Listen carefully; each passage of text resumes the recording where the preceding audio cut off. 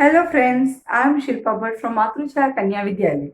Is going to teach you English of Standard 10th, and today we are discussing Unit 1 as we had already discussed in the last session, and the name of the lesson, as you know, the name of the lesson is Against the Odds. આપણે ટાઇટલનું discussion last time કરેલું હતું against એટલે કે ની સામે અને odds એટલે તકલીફો. તો તમે જાણો છો કે આ પાઠમાં ત્રણ અલગ અલગ સ્ટોરીઓ આપેલી છે અને ત્રણેય સ્ટોરીઓનો જે થીમ છે એ સેમ છે. શું થીમ છે? તો થીમ એ છે કે તકલીફોની સામે કઈ રીતે ઝઝૂમવું, તકલીફોની સામે કઈ રીતે લડવું. તો સૌથી પહેલા આપણે ફર્સ્ટ પાર્ટનું ડિસ્કશન કરશું. ફર્સ્ટ પાર્ટ છે ટ્રેક્સ ટુ તાજનગર. એ એનું સબટાઇટલ છે. તો ટ્રેક્સ એટલે કે રેલવેના પાટા, તાજનગર તરફ જતા રેલવેના પાટા. તો આ જે આખી સ્ટોરી છે એ તાજનગર ગામ પર આધારિત છે. તો આ તાજનગર ગામ ક્યાં આવેલું છે? આ તાજનગર ગામ હરિયાણામાં આવેલું છે અને ગુડગાંવની નજીક આવેલું છે. તો એની સ્ટોરી શું છે? તાજનગર ગામના લોકો એમની ઈચ્છા હતી કે તેમના ગામમાં એક રેલવે સ્ટેશન બને. તમે આ સ્લાઇડમાં જોઈ શકો છો કે તાજનગર ગામના આ જે ગામ છે ગુડગાંવની નજીક આવેલું છે અને ગુડગાંવની નજીક આવેલા ગામના લોકોની ઈચ્છા હતી કે તેમના ગામમાં એક રેલવે સ્ટેશન થાય. તો રેલવે સ્ટેશન બનાવવાની જે કામગીરી હોય, તમે જાણો છો કે કામગીરી હંમેશા સરકારની હોય. તો તે લોકોએ સરકારને રિક્વેસ્ટ કરી અને આ રિક્વેસ્ટ 1-2 વર્ષોથી નહીં, પણ રિક્વેસ્ટ તેમને છેલ્લા 25 વર્ષોથી રિક્વેસ્ટ કરી. સતત 25 વર્ષોથી સરકાર પાસે ગામમાં રેલવે સ્ટેશન થાય તેની માંગણી કરી, પણ સરકારે હંમેશ મુજબ એક જ જવાબ આપ્યો, વી હેવ નો ફંડ્સ, અમારી પાસે પૈસા નથી. તો શું આ સમસ્યા આવી? તો હવે સરકાર પાસે પૈસા લેવાને બદલે આ ગામના લોકોએ નક્કી કર્યું કે આપણે જ ગામના તમામ લોકો ભંડોળ એકઠું કરી અને રેલવે સ્ટેશન જાતે બાંધીશું. અને આ રીતે તેઓએ અંતે 21 લાખ રૂપિયાનું ભંડોળ એકઠું કર્યું અને વિધિન 2 years 2 વર્ષની અંદર આ તાજનગર ગામમાં રેલવેના પાટા અને રેલવે સ્ટેશન આવી ગયું. તો આ આખી તાજનગરની સ્ટોરી આપણે લાસ્ટ ટાઈમ પણ ડિસ્કસ કરી હતી. આજે આપણે વન્સ અગેન જોઈ લીધી story. First paragraph already we had discussed. Today we will start with the second para. You all have textbook with you. Please you must have a pencil with you. જ્યારે પણ આપણે અંગ્રેજીનો અભ્યાસ કરીએ ત્યારે હાથમાં pencil હોવી જોઈએ. જે પણ ન્યૂ વર્ડ્સ કહેવામાં આવે છે એ ન્યૂ વર્ડ્સ આપણે ટેક્સ્ટમાં બાજુમાં અથવા નોટમાં એની નોંધ કરશું અને ત્યાર પછી આપણે અંગ્રેજીની 200 પેજીસની એક નોટ બનાવવાની છે અને આ નોટમાં તમારે હાર્ડ વર્ડ્સ લખવાના છે. કયા હાર્ડ વર્ડ્સ? તો આપણે ટીચિંગ દરમિયાન જે પણ ડિસ્કસ થયા હોય એ હાર્ડ વર્ડ્સ, અને જો જરૂર હશે તો અંતે હું તમને હાર્ડ વર્ડ્સનું લિસ્ટ આપીશ, પણ તેની પહેલા વચ્ચે વચ્ચે જે પણ ડિસ્કસ થાય છે તમારે લખવાનું છે. I hope that you are not just watching and listening, you are also writing and practicing English also. So, we will start with the reading. So, most of the 3,000 people living in the village are farmers. But such was the burning desire to have a station in the village. Everybody contributed according to their capacity, ranging from 3,000 to 75,000 rupees.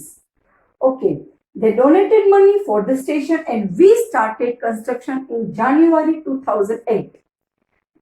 Said Ranjit Singh, a former village serpent. Okay, now we will learn it word by word. Most of the 3,000 people, ગામના જે મોટા ભાગના 3,000 લોકો હતા, એ લોકો કેવા હતા? વ્યવસાય તેઓ ખેડૂત હતા, farmers. તો એક્ઝામમાં આવો ક્વેશ્ચન પણ પૂછાઈ શકે કે what is the main occupation of the village people.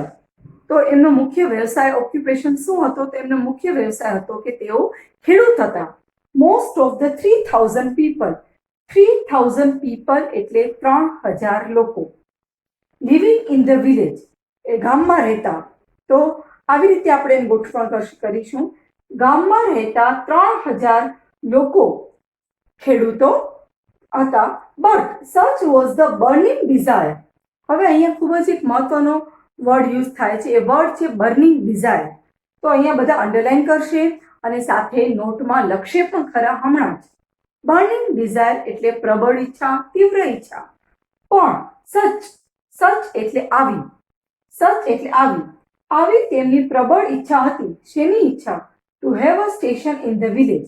ગામમાં સ્ટેશન થાય તેમના માટે તેમની એવી પ્રબળ ઈચ્છા હતી કે એવરીબડી એટલે દરેક જણ, કન્ટ્રીબ્યુટેડ નો અર્થ થાય છે ફાળો આપવો. મૂળ રૂપ છે ટુ કન્ટ્રીબ્યુટ.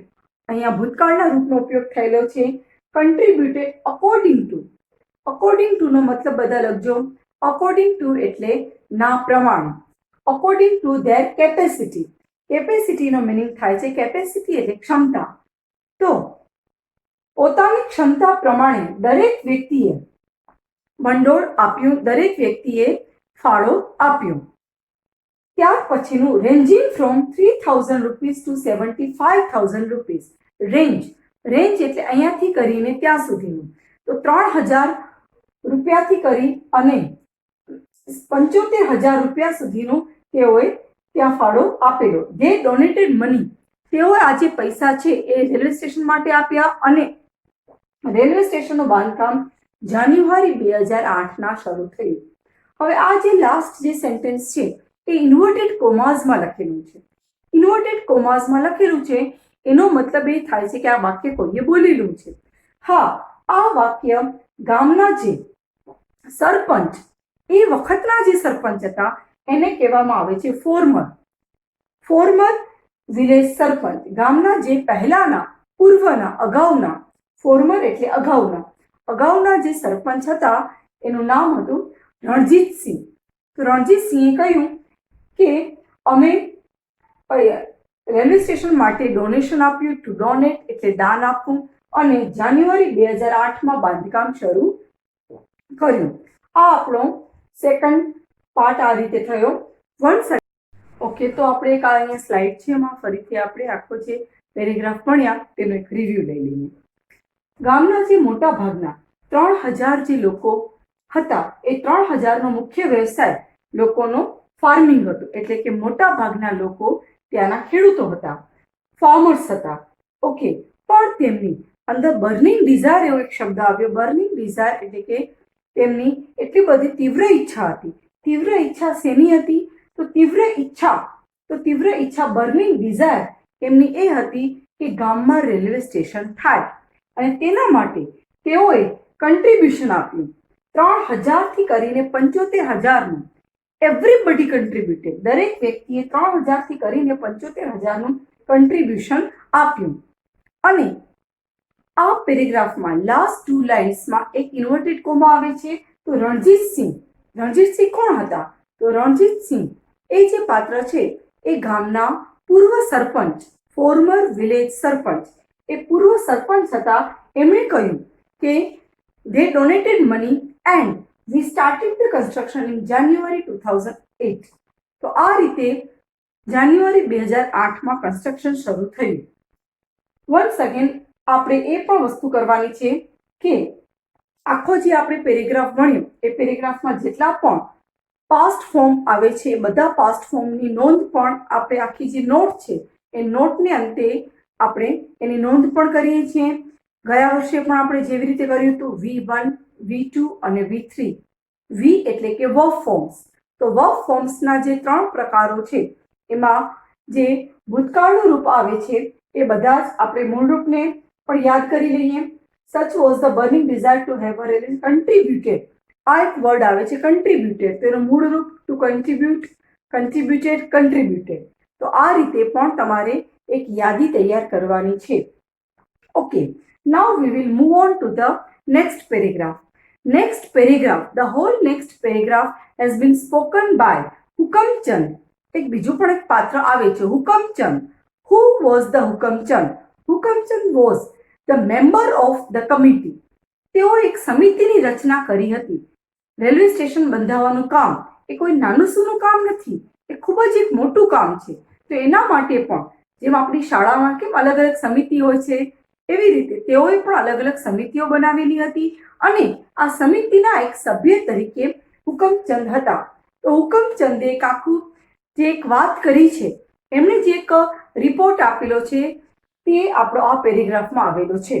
તો આ ફર્સ્ટ લાઈન જુઓ, there are a large number of people. બધા પાસે ટેક્સ્ટ બુક છે. ટેક્સ્ટ બુકમાં જે લાઈન અત્યારે રીડિંગ કરવામાં આવે છે એ લાઈન પર બધા અંડરલાઈન કરશો. There are a large number of people in the village who need to go to Gurgaon, Delhi and Rewa. There are students who go to colleges. They are Till now we had to either go to Halimandi or Patli to catch the train. Both the stations are 6 kilometers away from Tajnagar. We thought when the railway lines pass through the village, we would have a station here. But that didn't happen. So we raised the demand in 1982 and have been continuously asking for it. But the railways told us that they did not have funds, so finally we decided to craft our own destiny, said Hukamchand, a member of the committee. આ આપણો આખો પેરેગ્રાફનું reading હતું. હવે આપણે word by word આને સમજીએ. There was a large numbers of people in the village who need to go to Gurgaon, Delhi and Rewa. હવે આ જે ફર્સ્ટ લાઈન છે એ સમજવા માટે આપણે એક સ્લાઇડ જોઈએ.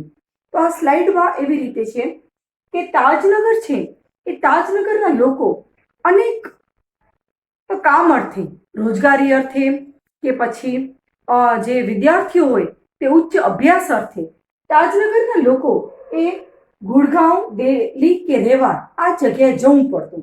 પણ તેમની પાસે રેલવે સ્ટેશન ન હતું એટલે સૌથી પહેલા રેલવે માટે ટ્રેન પકડવા માટે તેઓએ ક્યાં જવું પડે? હલીમંડી ઓર પાટલી. અને ત્યાર પછી તેઓ પોતાના ગંતવ્ય સ્થળ પર પહોંચી શકે. તો તાજનગરથી હલીમંડી કે પાટલી 6 કિલોમીટર દૂર આ રસ્તો જે હતો એ તેઓને પાસ કરવો પડતો હતો, કારણ કે આ ગામમાં રેલવે સ્ટેશન ન હતું એટલે ટ્રેન પકડવા માટે તેઓએ હલીમંડી કે પાટલી આવવું પડે અને ત્યાર પછી તેઓ ગુડગાંવ, દિલ્હી કે રેવા જે પોતાના અલગ અલગ સ્થળે જવું હોય ત્યાં જઈ શકતા હતા. જો રેલવે સ્ટેશન થઈ જાય તો તાજનગરથી ડાયરેક્ટ તેઓ આ 3 સ્ટેશન પર જઈ શકે. તો ફરી આપણે આ લેસનની સ્લાઇડ જોઈએ. There was a large number of people in the village who need to go to Gurgaon, Delhi and Rewa. આ ગામમાં ઘણી મોટી સંખ્યામાં લોકો હતા કે જેમને 3 સ્થળોએ જવું પડતું હતું. એ 3 સ્થળોના નામ છે Gurgaon, Delhi and Rewa. Okay, next.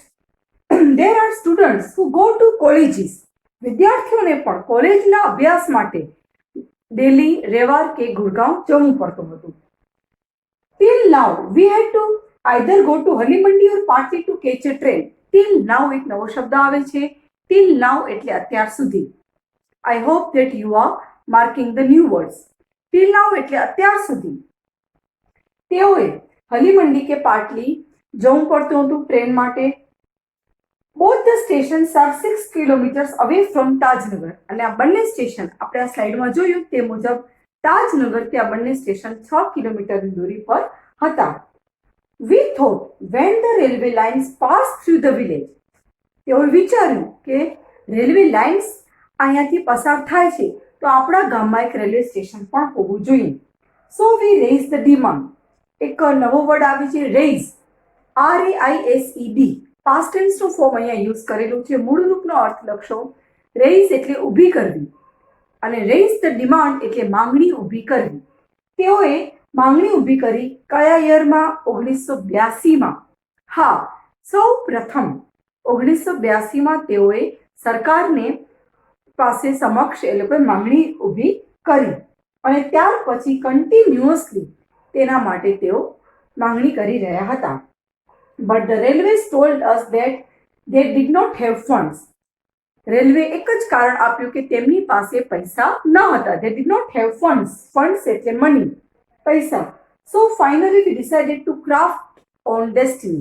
અહીંયા એક idiom પણ આવે છે, to craft our own destiny એટલે કે પોતાનું નસીબ જાતે ઘડવું. To craft એટલે ઘડવું. ઓકે, અને આ આખો જે પેરેગ્રાફ છે એ હુકમચંદે કહેલો. હવે ત્યાર પછી આપણે ફરી એક વખત આમાં જોઈ જાઓ કે હુકમચંદ કોણ હતા. તો હુકમચંદ એ મેમ્બર ઓફ ધ કમિટી. ત્યાર પછી એના પછીનો જે પેરેગ્રાફ છે એમાં ફર્સ્ટ છે as a result the panchayat pass the resolution in 2008. First word છે as a result. As a result નો મિનિંગ લખજો. ના પરિણામે, તેના પરિણામે panchayat pass the resolution. Resolution નો મિનિંગ થાય છે, રિઝોલ્યુશન એટલે ઠરાવ. પંચાયતે 2008માં એક ઠરાવ પસાર કર્યો. એવું કહેતો કે railways was not able to build a station for them, they would do it for themselves and with their own money. આખા વાક્યનો મિનિંગ થાય છે સિમ્સ. સિમ્સનો અર્થ થાય છે અહીંયા કારણ કે રેલવે પાસે પૈસા નથી અને તેઓ રેલવે સ્ટેશન નહીં બનાવી શકે, માટે હવે તાજનગર ગામના રહેવાસીઓ પોતાની રીતે પોતાના જ પૈસા વડે રેલવે સ્ટેશન બાંધશે. So an 11 member team was formed. મેં તમને વાત કરી હતી કે તેઓએ એક આખી પ્રોપર પ્લાનિંગ કરેલું હતું. કોઈ પણ કામ છે એ પ્લાનિંગ દ્વારા શક્ય બને છે. તે લોકોએ પ્લાનિંગ કરેલું હતું કે કઈ રીતે કામ પાર પાડવું. તેના માટે તેઓએ 11 મેમ્બર ટીમ એક બનાવી અને તેઓએ આખી ટીમે ઝડપથી પૈસા કલેક્ટ કરવાનું શરૂ કર્યું અને 2008માં તેઓએ આ કાર્ય શરૂ કર્યું. આ આખી તેમની 11 મેમ્બરની ટીમ આવી રીતે તેઓએ તૈયાર કરી અને લોકો પાસેથી સૌથી પહેલા પૈસા કલેક્ટ કર્યા. અને લાસ્ટ પેરેગ્રાફ છે on 7th January 2010. 7 January 2010 as the result of their efforts. એક ન્યૂ વર્ડ આવે છે એફર્ટ. એફર્ટ એટલે કે પ્રયત્ન. તેમના પ્રયત્નોને પરિણામે the first railway station in the country, દેશનું એક પ્રથમ રેલવે સ્ટેશન. હા, એટલે જ આ વાત આપણે લાસ્ટ સ્લાઇડમાં જોઈ હતી કે તે એક ન્યૂઝની બાબત બને છે. તેથી જ આ રેલવે સ્ટેશન છે દેશનું પ્રથમ એવું રેલવે સ્ટેશન બન્યું કે જેમાં રેલવેએ એક પણ પૈસો ખર્ચ્યો નહીં અને આ રેલવે સ્ટેશનની શરૂઆત થઈ ગઈ. અને આ રેલવે સ્ટેશન સ્ટાર્ટિંગ ઓપરેશન્સ એટલે આ રેલવે સ્ટેશનની શરૂઆત થઈ. તો જાન્યુઆરી 2008માં શરૂ કર્યું અને જાન્યુઆરી 2010માં આ રેલવે સ્ટેશનની શરૂઆત થઈ અને આ રીતે Tajnagar railway station a dream કેમ ટ્રુ. અને આ રીતે તાજનગર રેલવે સ્ટેશનની શરૂઆત થઈ. આ રેલવે સ્ટેશન છે એ India's first railway station was built by the own money of the villagers. અને આ જે કામ પાર પડ્યું એ ક્યારે પાર પડ્યું? 7th January 2010. Okay friends, I hope you have understood the whole lesson. આખો લેસન તમે સમજી ગયા હશો. હવે તમારે શું કાર્ય કરવાનું છે? આ લેસનમાં આવતા જેટલા પણ હાર્ડ વર્ડ્સ છે એ હાર્ડ વર્ડ્સ તમારે લખવાના છે. મિનિમમ 25 હાર્ડ વર્ડ્સ હોવા જોઈએ. 200 પેજીસની ઇંગ્લિશ માટે એક નોટ તમે બનાવો અને એમાં મિનિમમ આ લેસનમાંથી 25 વર્ડ્સ તમે એનું એક લિસ્ટ બનાવો અને ત્યાર પછી ડિક્શનરીમાંથી એનો મિનિંગ શોધવાનો પ્રયત્ન કરો અને એના મિનિંગ્સ પણ લખો. સાથે જેટલા પણ વર્બ ફોર્મ્સ પાસ્ટ ફોર્મ આવેલા છે એની પણ આપણે સાથે યાદી તૈયાર કરશો. ઓકે, સો નેક્સ્ટ આપણો જ્યારે સેશન હશે ત્યારે આપણે આના ક્વેશ્ચન આન્સર્સ ડિસ્કસ કરીશું.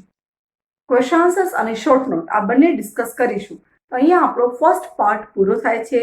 આઈ hope you have enjoyed. I hope you will like this channel and have a good day. Good luck.